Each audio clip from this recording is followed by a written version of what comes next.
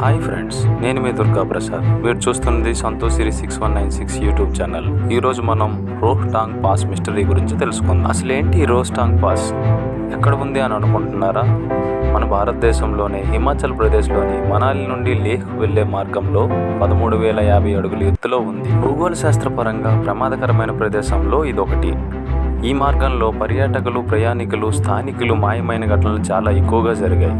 వారి ఆచూకీ కోసం ఎంత వెతికినా కూడాను ఆనవాళ్ళు కనిపించలేదు. దీనికి గల కారణం ఏమిటి అంటే వాతావరణంలో అనూహ్యంగా మార్పులు జరగడం మరియు చిన్న చిన్న వాన చినుకల నుండి భారీ మంచు తుఫాన్లు క్షణాల్లో సంభవించడం. 2010వ సంవత్సరంలో కొందరు పర్యాటకులు రోహ్టాంగ్ పాస్లో మంచులో చిక్కుకొని మాయమయ్యారు.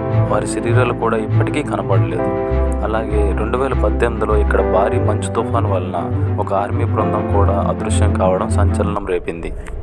ఇదంతా ఒకటైతే ఇక్కడ స్థానికులు భావించేది ఏమిటి అంటే ఈ ప్రాంతంలో కొంతకాలంగా కొన్ని ఆత్మలు సంచరిస్తున్నాయని, అవి ప్రయాణికుల్ని తమ వశం చేసుకుంటాయని నమ్ముతారు. ఏది ఏమైనా ఈ ప్రాంతం ఒక భయానక మిస్టరీగానే మిగిలిపోయింది.